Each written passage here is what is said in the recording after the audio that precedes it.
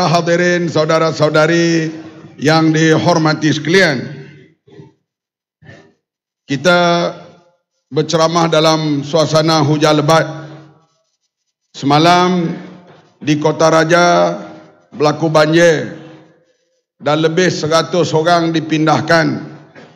Malam ini Menteri Besar melawat mangsa banjir yang dipindahkan di Kota Raja. Kita lihat hari-hari hujan makin hari makin lebat. Masa inilah puak-puak penyamun mengisytiharkan pilihan raya.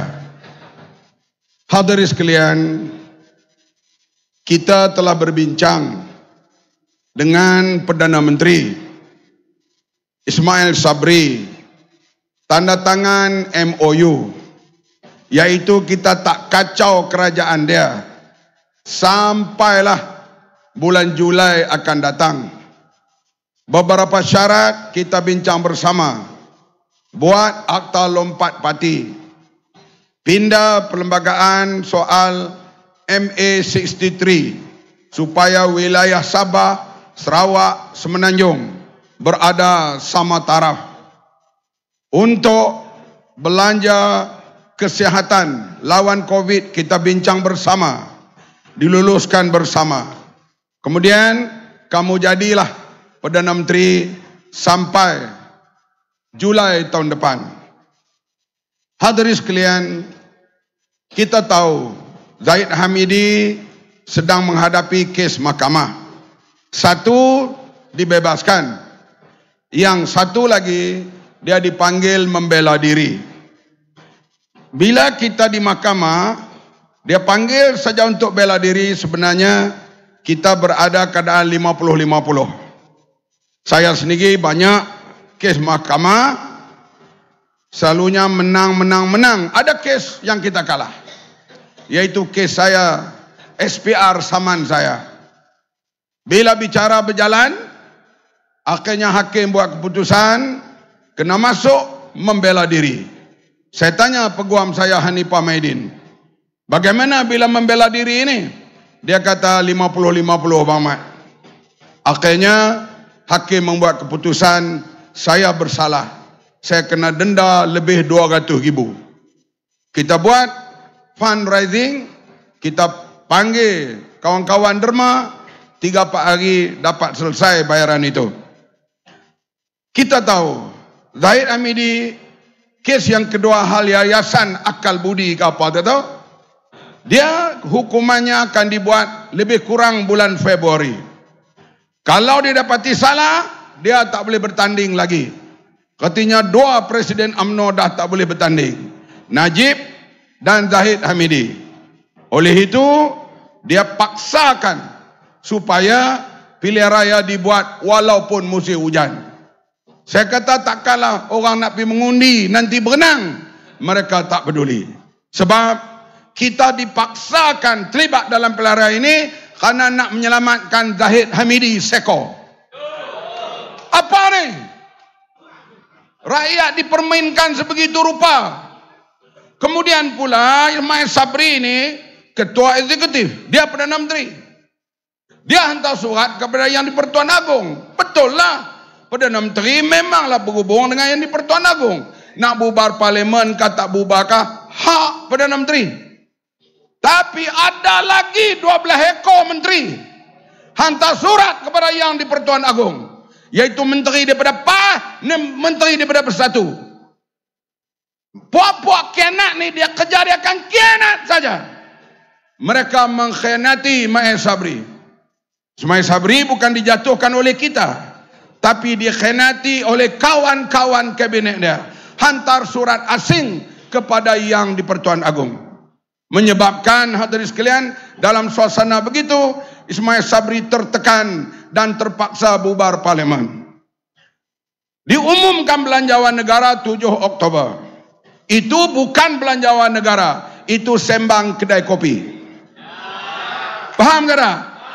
Belanjawan negara mesti dibahas dan dilulus. Kami kena bahas setiap kementerian. Tiap kementerian kami kena undi untuk lulus. Speaker akan kata, Yang setuju kata setuju, yang tidak kata tidak. Setiap kementerian. Barulah uang itu boleh dibelanjakan. Tapi bentang 7 hari bulan, tak sidang, radio TV, duk terang belanjawan itu. Mereka tipu rakyat seluruh Malaysia. Hari bentang belanjawan tu saya tengok, muka Mek Sabri jadi muka 4 segi. Dan dia senyum pun tak jadi, gelak pun tak jadi. Karena dia tahu, dia dipaksa bubar parlimen. Dan 10 hari bulan, parlimen dibubarkan. Mau tak mau bila bubar parlimen, kita kena sertai pilihan raya. Lihat pula, sesama mereka, sepatutnya bila bubar parlimen, bubarlah Dewan Undangan Negeri yang sama-sama memerintah, yaitu Kedah, Terengganu dan Kelantan. Tapi mereka tak ikut UMNO, tak ikut Mek Sabri. Ketiga-tiga negeri ini tak bubar. Kita tak bubar tak apalah. Yaitu Perak, yaitu Pulau Pinang, Selangor, Negeri Sembilan di bawah Pakatan Harapan. Tapi sama-sama bawah UMNO, sama-sama bawah PAS yang menjadi kawan, mereka berpecah. Hadirin sekalian, dalam sejarah pilihan raya, saya menyertai pilihan raya sejak tahun 82. Pertama, parti PAS minta saya lawan Daulah Badawi. Tentulah kalah. Kali yang kedua, parti minta saya lawan Datuk Seri Anwar Ibrahim. Tadi itu, tentulah kalah. Kali ketiga dibawa ke Kelantan bertanding di Nilampuri. Menang lawan Anwar Musa. Dan tadi saya jumpa Anwar Musa dalam satu penerbangan. Banyaklah kami sembang hal politik. Kita begitulah. Kita jumpa musuh politik, kita bersembang. Bukan kita jumpa maki. Hadirin sekalian, saya nak sebut di sini, setiap kali pilihan raya kita hadapi pasukan UMNO yang padu. Walaupun bercerai menjadi 46, UMNO tetap padu. Walaupun sebahagiannya jadi 46. Tapi inilah pilihan raya kali ini, UMNO lawan kita paling tidak padu. Berpecah. Kita lihat setengah kawasan 4 hari tak naik bendera lagi. Tak naik lagi. Saya kata apa hal ni? Tak berkempen tempat mereka, semua pakat pergi turun membantu Khairi Jamaluddin. Khairi pun terasa, aku kah Perdana Menteri ni? Kemudian Mak Hassan bila kata, jangan potong aku. Mahyudin kata, aku. Semua tu bertelaga sebab mereka nak serah kepada kita Datuk Seri Anwar Ibrahim. Tengok, bukan bertaraf kampung, bertaraf menteri. Syahidan Kasim. Dia dah jadi wakil rakyat, aku tak silap saya 6 penggal. Biasa jadi menteri besar Perlis. Biasa jadi menteri di zaman Najib. Biasa jadi menteri bila Mek Sabri naik pula menteri wilayah. Tak dapat jadi calon, terbang pergi Terengganu, cium tangan Ustaz Hadi untuk jadi calon arau mewakili Perikatan Nasional. Itu hak UMNO. Ni, PAS pula. Waduh, parti lama aku.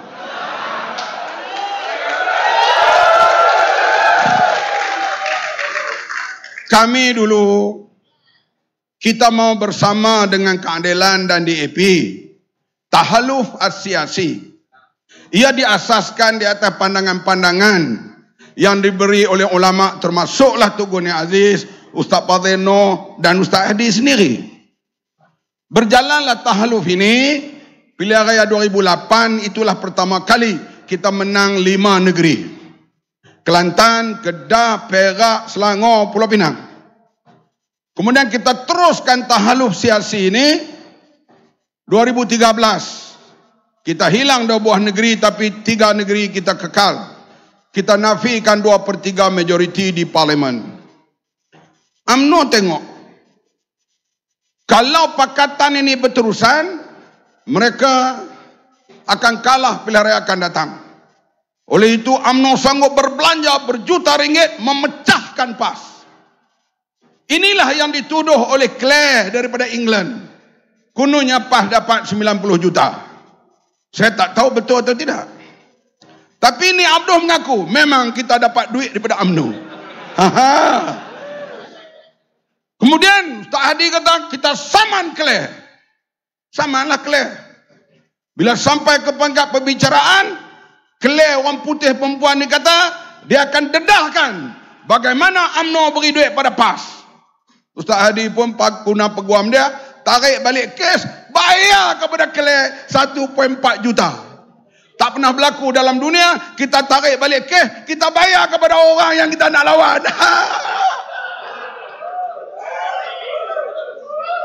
Katanya Ustaz Hadi rasuah Claire untuk tarik balik kes. Betul ke tak? Bercakap kita anti rasuah. Bukan rasuah, risuah. Tapi dia bayar pada Claire 1.4 million supaya kes tidak diteruskan. Kalau kamu benar, lawanlah. Hadirin sekalian. Kemudian kita lihat berpecahlah akhirnya PAS berpisah daripada DAP hari muktamar di Kuala Selangor. Beberapa bulan kemudian berpisah pula dengan keadilan. Kami yang nak mempertahankan terus berkawan dengan DAP dan keadilan dianggap munafik haraki. Siapa yang sebut itu? Setiausaha Majlis Syura. Dalam PAS ni daripada cawangan kawasan negeri, Dewan Pemuda, Dewan Muslimat, Dewan Ulama, Jawatan Kuasa Agung, atas sekali itu Majlis Syura. Saya tak layak dulu dalam Majlis Syura. Saya tak ada kelulusan tinggi dalam agama. Saya tak layak. Kalau Ustaz Ridwan, Ustaz Ibrahim mungkin. Saya tak layak. Di situlah mereka mengatakan kumpulan kami ini Edorgan, Jebon, munafik haraki. Tiba-tiba Setiausaha Majlis Syura Ulama, badan yang paling tinggi dalam PAS, paling tinggi, tak dapat jadi calon PAS, jadi calon UMNO.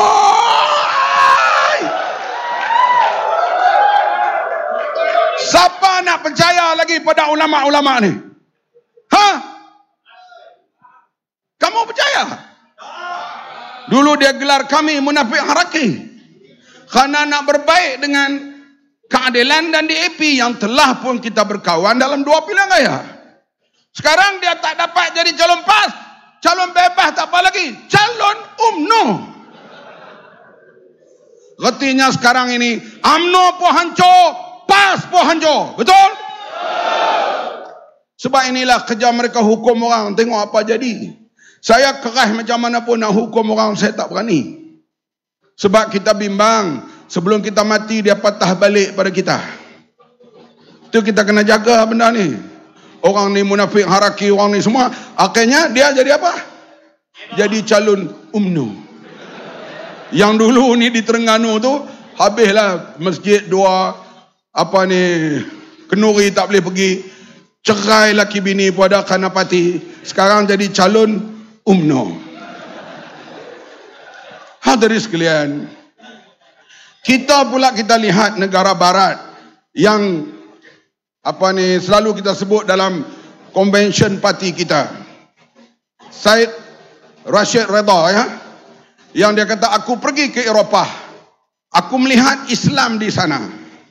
Aku balik ke negeriku, aku melihat orang Islam, Islamnya tak ada. Tengok perangai orang-orang Eropah yang kita duk hentam mereka tu. Boris Johnson, tengah MCO dia buat parti di pejabat dia. Maka dibuktikan dia langgar MCO.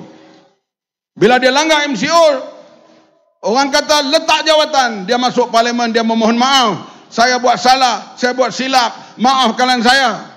Parti dia kata no, you must resign. Akhirnya Boris Johnson letak jawatan. Kita menteri langgar MCO, ada pula hujah, dia burung hut-hut. Ini cara kita berhujah. Bila orang besar ada dalil, orang kecil kena denda 1,000. Orang besar hut-hut. Orang kita ni jadi good-good. Inilah cara hadirin kita berpolitik di Malaysia. Hadirin yang dihormati sekalian. Kita tadi dah tengok dah Datuk Seri Anwar Ibrahim. Orang tu cerita kelayakan dia. Dia di Bangsa Bersatu terkenal, di Bank Dunia terkenal, di UNESCO terkenal, di negara Arab terkenal, di Turki terkenal. Bolehkah Datuk Seri Anwar Ibrahim jadi Perdana Menteri? Dah. Terkenal tak cukup. Pada 21 hari bulan, Pakatan Harapan mesti dapat 112 kerusi. Baru Anwar layak. Faham ke tak? Layak Pekalan Cepa kalah. Layak Kota Baru kalah. Layak Pasir Mas kalah. Layak Tumpak kalah. Tak layaklah Datuk Seri Anwar.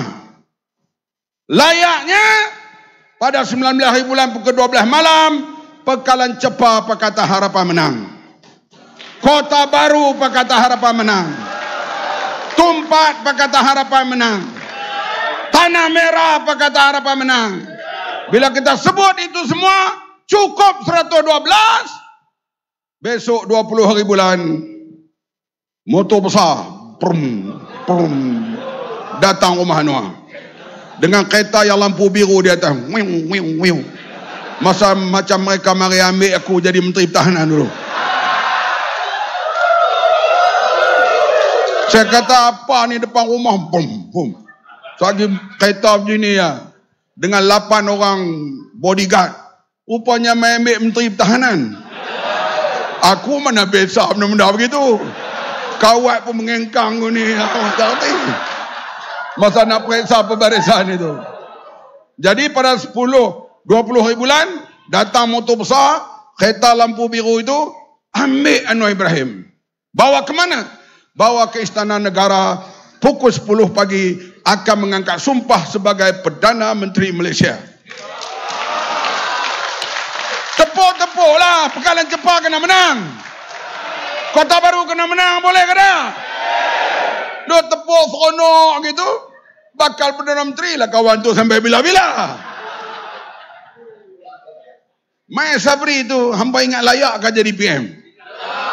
Kalau dia berjalan tengah pekan New York, orang yang lihat macam awang liku mana dia tu. Nobody knows him. Orang tak kenal dia. Tapi bila dia cukup bilang, dia dapat jadi Perdana Menteri. Soal bercakap bahasa Malaysia, bahasa apa di sidang antarabangsa tak ada masalah. Tapi dia cukup bilang orang sokong dia, Perdana Menteri lah. Kita kata Anwar layak. Mesti dapat 112 kerusi paling kurang. Tu yang saya tinggal kawasan tu. Orang kawasan dah mula marah. Tunjuk muka semalam. Malam ni ada sini pula. Malam esok ada Terengganu. Kemudian lepas tu 2 hari nak pergi Sabah. Sabah pun sekarang ni bangun cukup baik. Sebab kita nak 112. Tolonglah hadirin sekalian. Selamatkanlah negara kita. Tolong. Bang Mat merayu sungguh-sungguh ni. Negara kita ni bocor terlalu teruk. Setahun lebih kurang 60 bilion bocor. Leakage. Saya ni tak percaya cerita-cerita ni. Dulunya, bila Dr. Jomo Sundram, Dr. Rais Hussein mengatakan soal kebocoran, saya tak percaya. Tapi bila kita diberi peluang berkuasa, mesyuarat kabinet, yang pertama atau yang kedua mesyuarat, saya cadangkan tubuh jawatan kuasa siasatan. Kabinet pun bersetuju lantik Tan Sri Amrin Buang, seorang profesional ketua audit negara, orang yang hebat, profesional dalam audit. Kau lantik aku, audit aku tak kerti apa. Saham dibuka dalam keadaan bercampur-campur, ditutup keadaan lega. Saham untung mengatasi rugi, apa pun kita tak tahu. Tapi orang audit dia tahu. Dia dengar, dia tahu. Masalah ekonomi. Siasatlah. Sebab Kementerian Pertahanan menjadi banyak kerenah yang kita dengar sebelum itu. Soal kapal, Al-Tantuya dibunuh, macam-macam lagi. Buatlah siasatan. Lepas 2-3 bulan, saya tanya Tan Sri Amrin Buang, apa dapatan Tan Sri terhadap Kementerian Pertahanan. Dia kata tanah Kementerian Pertahanan diubah ataupun ditukar dengan tanah luar bandar, land swap atau apa-apa projek, kerajaan rugi 500 juta. Saya umum dalam parlimen, kerajaan rugi 500 juta. Satu. Sampai bulan 5 2019, patutnya kapal yang pertama dah sampai, kapal LCS. Tak sampai. Tak siap. Saya pun naik helikopter. Daripada Kuala Lumpur terbang pi Lumut. Pi tengok semua besi telah dipotong. 6 kapal telah dipotong. Saya tanya Tan Sri Amrin Buang, bila akan siap? Confirm tak siap tahun ni. Saya kata kenapa tak siap? Duit digunakan untuk buat benda lain, bukan hanya buat kapal. 400 juta dibayar tak ada kena mengena dengan buat kapal. Dengar tentera yang ada sini malam ni, dengar. Bagaimana pasukan keselamatan dipermainkan oleh pemimpin-pemimpin UMNO. Kalau duit tentera boleh mereka curi, duit tuan-tuan yang lain tu kecil je. Kemudian tentera laut Datuk Aziz Cadang meriam jenis ini. Ada nama jenis tu, kalau sekali bawa yang bertulis bolehlah. Tiba-tiba ada orang ubah suruh buat yang lain. Itu saja juga berpuluh juta pula kerajaan rugi. Lihat. Bila kapal tu nak siap, kena tambah 3 bilion lagi. 9 bilion tambah 3, barangkali 12 bilion. Bila siap? 2026. Siap atau tidak 2026? Tak tahu.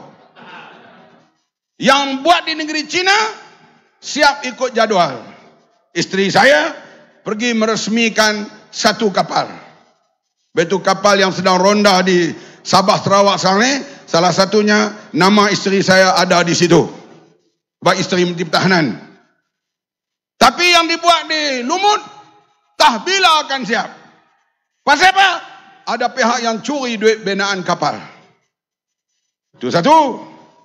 Datang kebelah duit Angkatan Tentera, LTAT. Dilabur 555 juta untuk kamera AES. Syarikat yang paling tak guna. Sah akan rugi. Duit Angkatan Tentera akan hilang. Bersama dengan CEO LTAT, kami pergi jumpa Menteri Pengangkutan, tolong bayar balik 555 juta kepada LTAT. Siapa pemegang saham dalam tabung Angkatan Tentera? Askar. Bekas askar. Kaum apa? Melayu. Siapa selamatkan tabung ini? Cina KPDAP, komunis. Iaitu Anthony Loke. Dia kata okey, kita setuju. Beri semula 555 juta. Selamatkan lembaga tabung Angkatan Tentera. Ini hadirin sekalian bocor sebegitu rupa. Kemudian saya duduk tengok, saya baca file. Rupanya ada dipanggil satu badan yang dipanggil Jawatan Kuasa Veteran Negara. Pengurusinya Menteri Pertahanan. Namanya mana? 3,000. Karena pengurusi itu dibayar 3,000 tambahan. Saya buka file, saya tanya pegawai, 6 tahun sekali pun Hishamuddin tak buat mesyuarat. Saya pun panggil veteran, bincang, akhirnya dapatlah keputusan, iaitu kerajaan dalam keadaan kesasakan wang waktu itu, berilah RM500 one off kepada veteran-veteran tentera. Ingat tak 500 itu? Kepada mereka yang dapat, yang ada pingat jasa Malaysia.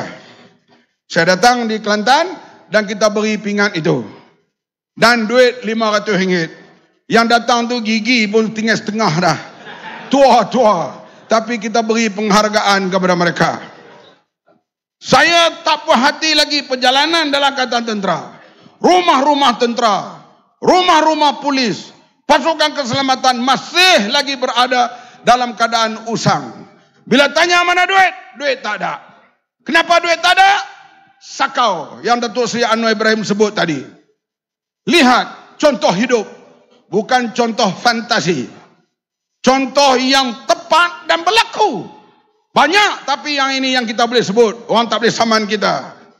projek solar di Sarawak. 1,200 juta untuk beri elektrik dan sebagainya kepada sekolah-sekolah kawasan pendalaman. Buat solar. Rosmah curi 180 juta. 180 juta ni kamu kerja boleh dapat dah di Kelantan ni. Orang Kelantan kalau dia kerja di luar, dia jadi jutawan di Kuala Lumpur. Kalau dekat Kota Baru ni, nak impun 100 juta memang sukar sekali. 180 juta, dia didakwa, didapati salah dan didenda 900 juta lebih, hampir 1 bilion kerana curi 180 juta. Anwar dia tahu dia Menteri Kewangan. Bagaimana mereka ni buat duit. Saya tahu saya menteri. Gaji banyak mana? Tapi bila saya ukur seorang menteri bicara di mahkamah, dia mengaku dia ada duit dalam bank 900 juta. Ada seorang menteri lagi meninggal dunia jatuh helikopter. Isterinya dan mak mentuanya berebut harta, tuntut harta berjumlah 2 bilion ringgit. Rakyat, ayak pun tetap keroh, jalan pun tak boleh buat, sekolah pecah. Saya pergi Balai Polis Bukit Aman tingkat 2, pecah lantai-lantai di situ. Jamban tak ada air. Kenapa? Duit tak ada. Sebab itu, mereka yang buat kajian ini mengatakan lebih 60 bilion bocor setahun. Okey, kamu bercakap pandai apa semua, apa kamu buat?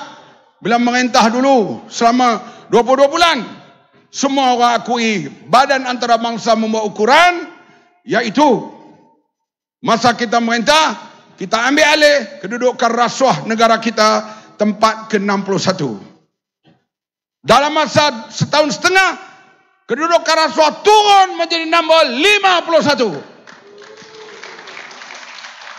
Bila Lebay PAS dan UMNO memerintah sama bersatu, indeks rasuah nombor 51 naik ke nombor 62. Apa PAS buat ni? Kemudian kita lihat judi. Allah. Saya ingat lagi Kak Lah berucap dalam parlimen. Apa Pakatan Harapan buat? Kerajaan Pakatan Harapan buat, Adib dibunuh. Kita tahu ada perancangan untuk membunuh pegawai-pegawai Melayu. Bila mereka berkuasa, kes Adib diam. Tengok para mugari masih tidak menutup aurat. Apa kerajaan Pakatan Harapan buat? Ini soal akhlak. Sekarang kita naik kapal terbang, semua para mugari tutup aurat. Tengah nampak biji mata ya sekarang ni. Kemudian dia hantam hal judi sampai tengok. Tengok! Tengok! Woi! Tengok! Woi, PAS! Ulama PAS! Ustaz PAS! Tengok! What are you doing? Masa BN 22 kali. Lim Guan Eng, KP, Cina, Komunis turun judi ke 8 kali. Naik Perikatan Nasional PAS merintah, naik 22 kali balik. Mana dia yang duk kuliah-kuliah di masjid tu? Kenapa tak kuliah hal ni? Bolehkah kita sokong parti yang macam ni, hadirin sekalian? Boleh ke tak? Ni kita bercakap di kubu PAS yang terkuat dalam dunia ni. Tengok. Kamu ustaz-ustaz PAS tak malu ke aku kan? Aku bukan pandai agama pun, tapi kurang-kurang kami dapat turunkan 22 kepada 8. Rasuah kami turunkan daripada 61 ke 51. Okay. You ambil exam matematik. Jawab dalam masa sejam. Sejam jawab matematik. Tiba-tiba 20 minit cikgu tarik kertas soalan itu. Dia pun tengok, kamu tak lulus. Jawab patut sejam. 20 minit dia ambil kertas periksa. Mana boleh? Kita merintah sepatut 5 tahun. 22 bulan mereka rampas. Kemudian mereka kata kita kerajaan gagal. Ini bangang punya hadirin sekalian. Betul kita lihat hadirin sekalian. Banyaklah perkara-perkara yang saya sebut ini. Yang tuan-tuan kena tinggalkanlah parti lama tu. Oh, tak ada lain. DAP jadi wirid. Pakatan Harapan, DAP.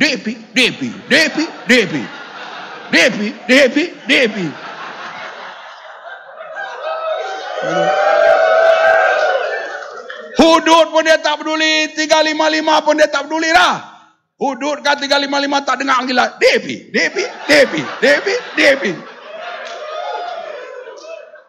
Apa kerja ni?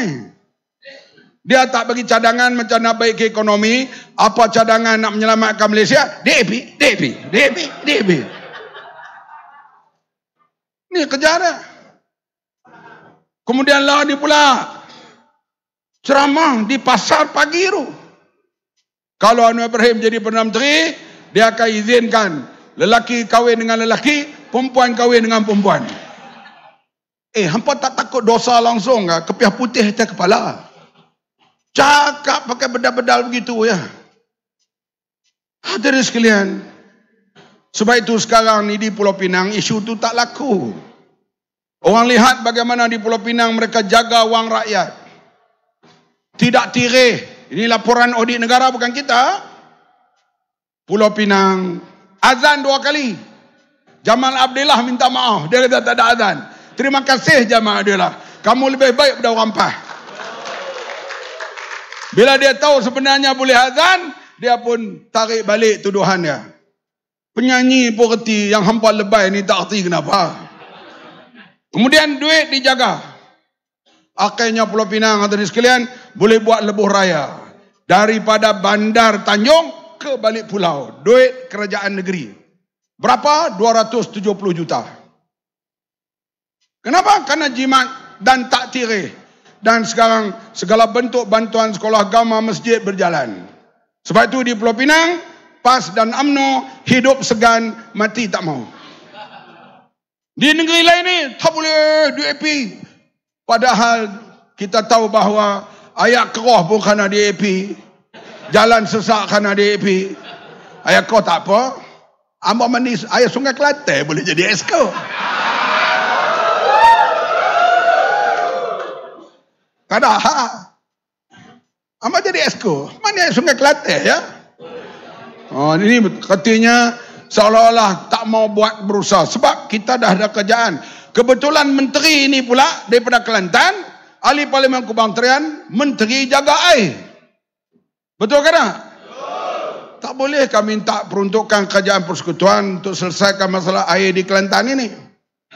Tapi menteri itu saya tak heranlah. Dia ni saya anggap dia tak erti apa. Pergi jumpa Arul Kanda bagi taklimat hal YNDB. Dia berkata kami berpuas hati terhadap penerangan tersebut. Sedangkan YNDB skandal rasuah yang terbesar dalam dunia. Saya tak tahu, saya cakap saya tak tahu. Hal ekonomi, statistik saya tak pandai.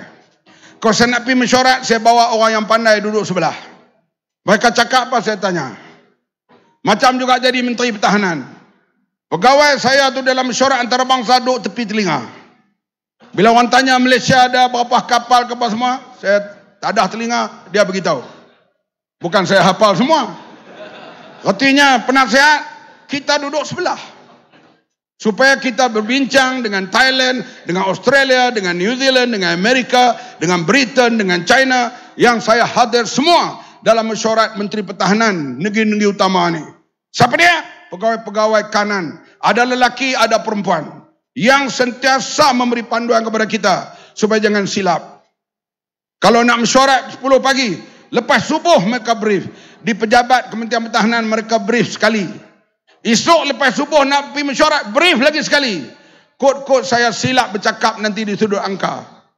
Ini kita belajar tempat yang kita tak kerti. Tuan Ibrahim, dia dengar Rukanda, saya berpuas hati. Aku kata, apa metra ni? Bodoh jangan tunjuk ke orang. Sekarang semua orang tahu dia bodoh. Betul ke tak? Bawalah ahli accountant seorang dan taklimat itu. Bila Rukanda bagi taklimat, tanyalah dia. Explanation dia ni betul ke? Ni dia pingan siapa? Tak tahu. Dia pingan ustaz mana? Begitu tak tahu lah. Sama-sama bodoh. Jadi, balik pakai kata gitulah. Pakai kata puas hati. Skandal rasuah yang terbesar dalam dunia. Baik tu hadirin sekalian, tak mau cakap banyak dah. Kerja kuat, menangkan Parlimen Pekalan Cepat boleh? Tentera yang akan mengundi 15 bulan ni, ingat, wang kamu disakau oleh pemimpin-pemimpin politik. Ingat, duit perlu untuk mempertahankan negara. Sekarang bagaimana semangat angkatan tentera kita bila perekonomian jadi begitu dibuat oleh negara kita terhadap mereka. Saya amat sedih. Sebab kita tahu kita berada di sini aman tentram. Kenapa? Pasukan tentera nu jaga Laut Cina Selatan, jaga laut antara Sabah dan Filipina, jaga Selat Melaka. 3 bulan tak balik tentera laut kita beroperasi. Tentera darat di sempadan menjaga keselamatan. Kita hidup senang di sini karena keselamatan negara terjamin. Tiba-tiba duit mereka pun orang politik sapu. Bolehkah kerajaan ini yang kita sokong? Tentera yang mengundi 15, ingat, kalau kamu sokong lagi, duit kamu dia tak peduli, dia akan sapu. Bukan kapal tak siap, kapal terbang nanti pun semualah. Puak-puak sakau ni dia tak kira. Bagi mereka, kamilah penyamun di dalam ini negeri. Tu kerja mereka. Ingat hadirin sekalian, hilang 60 bilion 1 tahun. Wakil tentera ada hadir malam ni, ingat betul-betul. Kita bina semula negara kita. Kita hormat dan terus memberi keyakinan dan kebaikan kepada golongan veteran. Setuju? Dan kita selamatkan wang negara kita. Biar 5 tahun kami memerintah. Lihat Datuk Seri Anwar jadi Perdana Menteri bagaimana. Kalaulah kami juga melakukan rasuah seperti mereka, 5 tahun lagi tolak Pakatan Harapan ke Laut Cina Selatan. Boleh? Ini cara negara maju. Kamu menyeleweng, out you go. Di sini kamu curi lagi banyak, bosku. Ini apa punya bangsa ni? Lagi curi banyak, bosku. Masya Allah. Hentilah sendiwara ini. Seluruh dunia meluat kepada kita sekarang. Meluat pada orang politik. Sebab itu kita bina semula. Biar politik ini bermaruah. Dan rakyat diberi hak untuk mengundi. Setiap 5 tahun sekali memilih kerajaan yang mereka mau. Boleh? Kita? Kita? Kita? Pakatan? Pakatan? Pakatan? Terima kasih. InsyaAllah beberapa parlimen akan menang pada 19 hari bulan nanti untuk kita mengambil alih pentadbiran Putrajaya. Terima kasih.